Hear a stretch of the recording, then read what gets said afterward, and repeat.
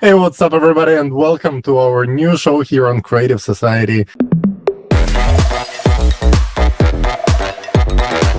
And today I have my beautiful co-host Olga with me, and of course, our amazing guests. So today we have JARRELL, PYRO Johnson, a good friend of mine. He's an artist, he's into stock market, he's into movies, he's doing a lot of stuff. JARRELL, welcome. Hey, thanks for having me. Great to see you. It's a great honor. And all the way from Detroit, Michigan, we have here Jason with us. Jason, welcome to our new format, and thanks. Pleasure to be here. Thanks.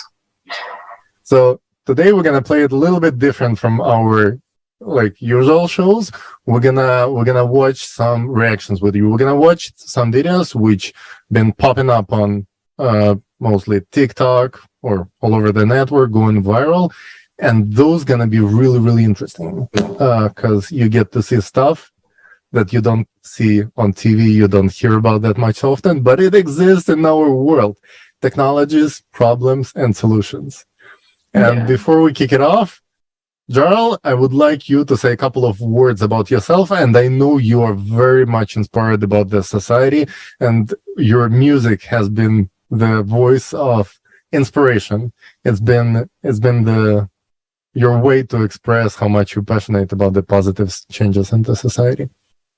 Right. So, I mean, a little bit about me is I hail from Compton, California, originally.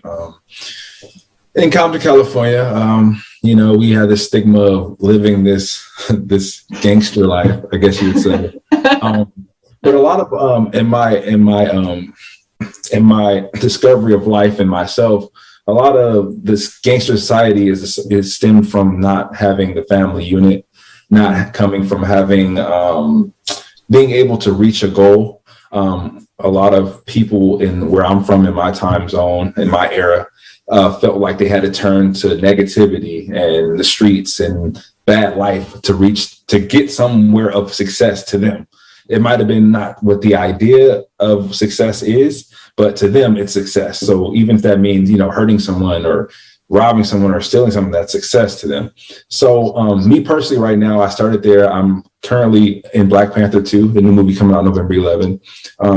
So as I've reached my goal, or as I'm reaching my goals, I decided my way to give back to the community is do it through music and do it through songs in a way that can relate to people that were in my same situation that can hear it. So what I do is I always try to throw inspiration and motivation on how to overcome, the negativity of not having a family unit or not having ways for you to reach your success. So that's what my music is mainly about now. It's all about finance. It's about ownership. It's about taking back control, and in the way of where it's not hurting or dooming someone else or hurting or dooming yourself, but bettering yourself and bettering everyone else around you, and let them know that just because you're from a ghetto or from a bad part, you can still make it to movies. You can still be in Wakanda or Black Panther or whatever you want to call it.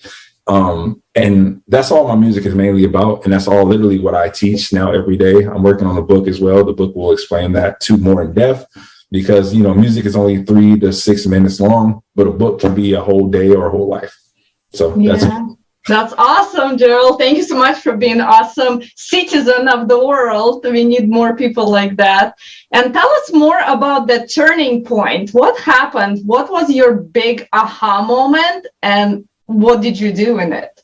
Well, I always loved my grandparents. I mean, I love my father and my mother, of course, but my grandparents impacted me so much. And what I wanted to do is I wanted to show my grandfather, because as he was getting older, and please, guys, keep him in prayers. He's fighting COVID right now. He's 80. How old am I? 83. He's 50 years older than me. He's 83. I wanted to show him his receipt. He put the change and the money into me as a child to keep me off the streets.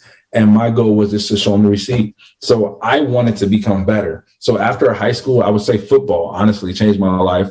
But I wanted to give to my grandpa before he left this earth. I wanted him to see me becoming success of what I did think of success is. Right. And I'm sure he's already proud. Yeah. Well, thank you for being on today. And then we're also going to go to Jason, and we'll let him introduce himself and tell us maybe how he learned about the Project Creative Society, because he is the definition of what a volunteer stands for and what one person can do. Again, it's a pleasure to be here, and thank you, Gerald, for your story. Actually, I have a lot of parallels to your story and your background and upbringing, and like I said, there's a lot of parallels there regarding street life and one's definition of success, and then changing that definition and then giving back. In a gist, you can get from that's kind of my background as well. But how I found out about the Creative Society was actually through one of our wonderful hosts here. When they were doing a conference, I became acquainted with the project. And, in the country we live in, we aspire to these ideals that are the Creative Society format. So it seemed like a no-brainer to me. And growing up in the streets, actually, you always feel like, even if you tried to change something, that it was just like society itself that was the problem. Like there was always like this big overshadow that you just couldn't change. And so when I seen the 8 foundations, it was all in, 100% investment, because it's the only way to change things is starting from valuing human life. So like I said, that's a no-brainer to me. If we can value human life, then everything can change. So thank you for having me. Thanks for being with us today. And yeah, that's a very deep thought, actually, about what Jarrell started with. The definition of success, it's not something objective. It's what you're being told, and you aspire to someone else's goals from your childhood. But there was this deep thought I heard a couple of weeks ago when the guy said, imagine living in a society where success is measured by the amount of improvements you've made to the society, to the life of the others. And I was like, wow, that would be creative society, basically. Yeah, guys, super awesome having you with us, and let's kick it off with our first video. Yeah, so this first video we're gonna watch is gonna be about food and about the problem of food. In today's society, we always hear about hunger. We hear that United Nations is collecting billions of dollars, trying to get them out of some billionaires on Twitter, even like bullying billionaires on Twitter to get money of them to feed people. At the same time, 1/3 of the food produced in the world is being destroyed on purpose to keep the prices of the food high enough on market to make some extra profit. Did you know that 1/3 of produced consumable food is being destroyed in landfills? Luxurious fashion houses are burning out, unsold clothes costing billions of dollars. Thousands of unsold cars are rotting in parking lots, while 811 million of people are starving, and billions of people are living in extreme poverty. We've created a world of poverty by abundance. Sounds weird, but the economic game has far crossed the line of absurdity. It's high time we all get out of this game. Visit Creative Society Project to find out how. Well, before we visit Creative Society to find out how, let's talk about the food and how we waste it.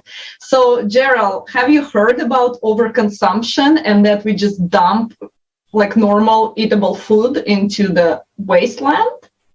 Well, I haven't heard about it on that level, but I have heard about it. And I'll give you an example. Say, for instance, you order something at, and this is not a place I go to, but my son does. Like you order something at McDonald's, right? And they let's just do Starbucks because I do that more. I like Starbucks. I'm a coffee guy. So you go to Starbucks, right? And they give you a drink wrong. Instead of them giving you both, or they throw it away, or like giving it to someone else, because in that same Starbucks, more than likely, 9 times out of 10, there are homeless people that go in the Starbucks, these restrooms. So instead of them giving it to the homeless person or giving it to someone else, they'll just throw it away. And that's just on that level. I've seen it in McDonald's. I've seen it with everything. So I could totally understand and see how society itself has designed the individual to do it, because the whole major markets are doing it. So that's crazy. I didn't know it was on that level, but it makes sense to me. Yeah. Jason, what about you? Oh, I've been aware that it's been on that level since I deployed to Afghanistan. But actually, Gerald brought up a good point, because when I first started out in the service industry, I worked at KFC, and we used to throw out hundreds of pounds of food a week. And come to find out, like, you couldn't just give it to homeless people. It's the same thing. Like, they don't allow you to give deer meat to the homeless people. And so that's the absurdity of our society right now, right? So, like, if you're homeless, you want to figure out when a restaurant is throwing its food out, because you'll eat luxuriously out of the garbage can. But we can't set up a program, or we can't give these things. It's just like he said, they'll throw it out because they can't make a profit off of it. And so it's insane, actually. Like, that to me is insanity. Yeah, and actually it doesn't make sense either, because, it's trying to be all green, and we use the recyclable, but that you cannot recycle something that was just had a hot liquid in. You cannot recycle it. Like, you cannot. So why have two bins, one recyclable and one not, when they all go into one bag? Right. Lots of questions. And what's crazy, I also feel like, well, if we go on the capitalist mindset of it, they're doing it as write-offs. So basically, that's right. They're getting more money than what the item was even worth. Even with the cars, they're getting more money on that than what it was even worth. So it was like, well, why not? And it's terrible. Not just that. And then we also have hunger, right? Like, how come we have hunger if we have enough food and we have enough of everything? Like, what is the problem? Why do we have overconsumption but not enough food? I think it's the lack of awareness, that people aren't aware that we don't have policies in place to reduce these inefficiencies. Right. These ideas are pushed down our throats for those companies to make profits. But as far as like the end game or what happens with these things, people aren't aware of it. You literally have to go out and learn these things yourself. Yeah. It's like you have to the thing is, you have to wake up. The thing is it took me a while to wake up, but if you don't wake up, you don't see it. And the thing is how can you wake up if you don't know there's nothing to wake up to or wake up right. from? And that's what a lot of the school system, and I hate to say that, because I love education, and I love the idea of a school, but the way our society designed our schools is to keep us in this level of where, like a glass ceiling, like you can't see above it. You can only go here, and then until you can find a way to get above that glass ceiling, like find a way to get out of the matrix, that's when you can see it and understand and accept it, because someone can tell you, and if you don't accept it, it means nothing. Yeah, right. It's like and when you said it. Some kids don't even know that the tomatoes are actually growing in a garden. Like, some people think they grow on the shelf of a grocery store. That's how sad the educational system is. It's you're really not meant to be thinking outside the box.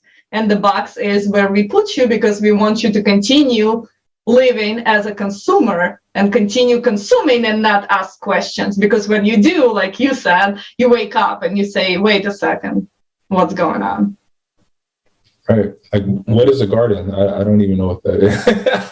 Exactly. Like, where is one? Like, where can I go visit one? Like, a garden? What is that? Is that a new movie? Is that a new crypto? Is that actually sounds like a good creative society movie. The Garden. Yeah, for sure. Yeah. So let's watch the second video and see what reactions we can get there as well. Free energy is everywhere.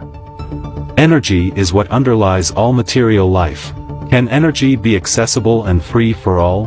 Before 1880, people enjoyed free energy. In the 19th century, there were electric trams all over the world with wireless power supply, powered by free energy. Wireless lighting was also used at this time. Hello. In 1928, Nikola Tesla patented a UFO, and at the end of his life he developed a plan for a spacecraft engine. In 1959, Otis T. Carr filed a UFO patent and seriously considered sending his spacecraft to the moon. Alexander Wagers in 1945 patented a UFO, a discopter, and also proposed the concept of a flying city. Even in the Middle Ages, many scientists knew that the ether is a source of free energy and developed ways to obtain it. These are Giordano Bruno, René Descartes, Christian Huygens, Isaac Newton, Leonard Euler, Mikhail Lomonosov. Many references to the ether can be found in the works of scientists of the 19th century. In his work, An Attempt Towards a Chemical Conception of the Ether, Mendeleev substantiated that the ether is a single chemical basis for all planets and galaxies, a single plan for building worlds. And all chemical elements are formed from the ether, which Mendeleev called newtonium. But at the beginning of the 20th century, all these technologies were suddenly withdrawn from general use, and the purposeful destruction of the ether theory began in science. That's crazy. Okay, Gerald, what do you know about free energy and why you think it was taken away? That's deep. They say history repeats itself. I definitely see this happening again with Elon Musk and what he's trying to accomplish. And that was kind of deep. Well, I mean, it's the thing is right now there's a whole thing about global warming, right? I don't know. I don't know a lot about that. Okay, what's your feelings tell you about global warming? Let us know your gut feeling. I feel like global warming is coming more from electric. And I feel like that only because, like, for instance, with the lithium battery, it requires water. And that is affecting our society, our country, our world. So I think what they're trying to do is they're trying to find a way, because this is how the government is. They're trying to find a way to make us feel bad about global warming, to make you have to pay for the electricity. I'm getting somewhere here, and I mean, maybe you are. But it's there. I haven't really thought that much of money. But I felt you got 50% of the picture. Yeah, 50% of the picture is right there. The way my brain works is I conduct a puzzle. Now there's many bits and pieces, and I'm trying to like connect the dots. It's like an FBI agent or something, Like I watch a lot of Criminal Minds. But I think what they're trying to do is find a way for us to pay more for electricity, because they want the common folk to feel bad about electricity, because electricity will affect global warming. But if they keep on pushing the whole global warming, because it's all I hear. No one cares about finances anymore. Like all the Fed meetings and Joe Biden, everyone is talking about global warming. So now seeing that in my brain, I'm thinking like, well, why do they keep pushing global warming? But it only makes sense because they don't want electricity to be free. They want you to have to pay for it, because it's going to affect global warming if we just give it away for free. I feel like I don't know, maybe you can clarify more, but this is what I'm feeling. So I feel like they shut that down on purpose, because at this time, if that would have still went as it was going to now, we would have found a way where we could still have free electricity, as well as still conduct many things for society that won't affect global warming. They're so worried about global warming messing up population. I think it's messing up depopulation, because I think that's the biggest fear. No one talks about depopulation, because like it's a whole world. This world is massive. Like, I'm sorry, I've taken up a lot of time. No, go ahead. This is awesome. This is where I'm at, man. I sound a little nerdy, but I love it. It's a big world here. Like, overpopulation is not a possibility anytime within me, kids, maybe another kid's lifetime. Like, but they're worried that they're trying to say global warming is going to kill the population, but it just doesn't make sense to me. I don't know. That's all right, Jason, put it all together for us. Yeah, connect it for me. If you Come on, Jason. Let's put it all together. No, I was just going to say it's interesting. And, for those that watch this, I'd like for us all to keep in mind that it's 2022. So prior to 2001, you had to go to a library, right, and use the decimal system, the filing system, and you had to look up information. There was no YouTube. There was no Google that, as the colloquial terminology we use is Google that stuff, right? There was none of that. So it's really understandable, as you said earlier, history repeats itself, that it's easy for them to remove information until the questions become overwhelming, and then the stuff has to come back out, which is actually what we're seeing today. When I first seen that video of the electric, I had to go back and verify it myself. I was like, there is no way they had wireless transmission lines. There's no way. Right. And sure enough, there was newspaper articles after newspaper articles and the presentation of the technology. And of course, everyone knows Nikola Tesla's name, but greed only gets you so far. And one has to ask who owns that technology today. I mean, that's one of the big mysteries, is where did, I think, 2 or 3 cases of his information disappear to? Who's got it? Mhm. And to bring it all together, first and foremost, it's all a business. It's a business. You can only pull the sheets over people's eyes when they're ignorant. And thankfully today, because of the feared term of globalism, I think we're all able to communicate this way. Here we are on Zoom right now, so we're able to share ideas and information, and they multiply, and many experiences are brought to the table. Otherwise, you would have to be in a sort of advantaged position to go to a different society or go to a different country to find out these things, because you sure as heck aren't finding out about this in the United States unless you were privy to it. It's just facts. I also feel like they're making us like the way they're putting the gas up, they're making you have to go get electric cars. I feel like they're making us dependent on electric, so when they rip it from us, it's like when they rip the rug from us, we just fall flat because all we knew was electric. Because if they did what they did in, and they take it from us after we got so dependent on it, it's like we become it's a drug. We're like fiending for a hit, you know. If you pay attention to the movie industry, like they've been preparing people for that for a while, like surviving without electricity. Like it's I agree with that. Yeah, and you know what? Like, okay, Tesla cars are cool. What's not? But if you live in Michigan, your battery dies in like 1 hour. You have to charge your car for 3 days. Like, is this a really good alternative for us? Good luck finding a charging station in the Midwest. Like, it's so hard to find a charging station unless you want to charge at your home. But if you charge at your home, that's a whole nother electricity thing in itself. And a $2,000 installation. Right.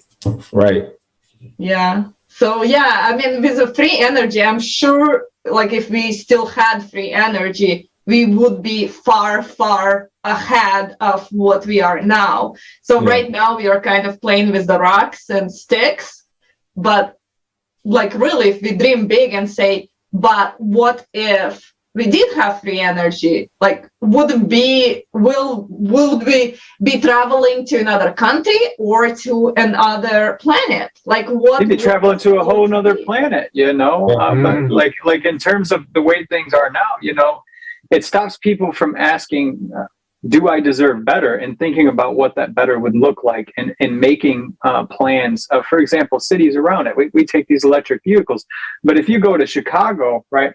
Chicago's transport system is garbage. Okay. But you go to Austria, you go to Austria, right? In Vienna, it is phenomenal. You are not waiting 1 minute before catching the next buggy, right? And you're able to move throughout all 26 blocks, I think, seamlessly, no problem. And people here don't know that. They don't know that that's a possibility. It's like not even imagined that you can have a transport system that can move you from place to place. So they want to keep you restricted. Right. So you can buy that car. So you can buy the house in the neighborhood that's far away from the job or whatever the deal is. So it's another way to control us. It's definitely a domino effect. One thing affects another that'll affect another. And it's like, that's why I stick to a good old fashioned F-150 gas guzzler. But you know, guys, like, someone is very, very smart. Like, someone at some point said, the people are so stupid that they don't realize the technology we're giving them. We can make money off of them. So let's pull that technology out. And the advantage we have right now is, before we were not as connected as a global community, but now we have all the technology we can use to say, hey, look, we're not stupid anymore. We can communicate to each other. We can tell each other what's going on, and we can actually benefit the whole society, the whole global society, with the advances and technologies we develop. We just have to do it not for profit, but we have to do it for the benefit of human beings. Well, see, the only problem with that is you're correct. Everyone is wiser now. We're more smarter now. However, there's still that elephant that we just cannot stop. And that elephant is what's keeping us separated. It's the idea of racism. And racism not as in like prejudice, racism as a sense of every race has its own race to run. So we are still stuck in the ideology of racism where it's like, well, let me have my race beat this race before this race, versus us coming together as the human population and putting all our minds together, because, you know, a mind with 1,000 is way stronger than a mind with 5. Especially diversified, right? So we have the more diversity is better. Right. So we have definitely diversity because we have different train of thoughts. But now we have the media outlets that separate us. You got all this war, you got all this crime, you got all this stuff that just doesn't make sense if you're not paying attention to it. That's trying to separate it. Like, I don't like you because you look that way, or I don't like you because you don't know where I'm from. Versus, well, how can I benefit from you? How can you benefit from me? What can we teach each other? How can we grow and become a better society? For sure. Artificial division, divide and conquer. I feel like that's been the motto of the, you know, anti-humane motto for past thousands, at least 6,000 years. It's probably one of the most overused Sun Tzu tactics from The Art of War, you know? And it works. Divide and conquer. It works. Yeah. Why not use it? It's still working. I don't understand. Like, yeah. I think we need to be at the tipping point of like, hey, how do we make the change happen? Because we all realizing like this is not working out for any of us. Right. Not someone who is born into money, not someone who is, you know, made the money. It's like it's all about the money, but at the end of the day, like, are people with money happy? Like, that's probably not the case. Like, probably they don't go to sleep afraid. By a conversation, that's how it changes. It changes by a conversation, and letting the people and your immediate influence and your familial surroundings tell them they're important. You know, let them know they're important and remind them that they are one of 8 billion people on this pale blue dot, and we're one family. I mean, it's and create the society, like for real, create a better society. I just tied it back home. Create a better society. But you know, this definitely is not United States. It's more like divided states of America. So we have to make it a United States again, you know? For sure, and to make it happen, we all have to have a goal. Right now, the goal is very, like, I have a goal, you have a goal, someone else has a goal, but those goals are like very selfish goals and very projectable goals. Like the society wants you to do that, but you can do that. But if we all come together as United States, we have to have one goal and strive towards that one goal. Sometimes all of those goals are the same. They're just different. Kind of like religions. Like there's an ultimate goal of having good morality. There's just a different way to go about it. But at the end of the day, we all ain't the same endpoint. It's the same end game. Like, so if we can find a way to interchange where we can work together to help each other reach the same end game, that's where things happen. That's where change starts. Yeah. That's exactly what you started from, the vision of success. Is it really success, or is it somewhere you're going to get and then like, oh, it was a false vision of success? Right. And another topic that you just brought up in the very beginning of your answer was climate change, or as you put it, global warming. Well, let's take a look at our third short clip, and I believe this one is going to be exactly about that. Just said that, I couldn't believe she said it. When you hear them say it out their mouth like black and white, it's like, is anybody watching this, or am I in the Twilight Zone? Like, is this real? No one ever did. Somehow they do not include themselves in this, like, you know, crazy out of this world ideas. Yes. They don't value human life at all. Like, she said this live in front of these people and on camera, and I'm thinking like, wow, that's how she thinks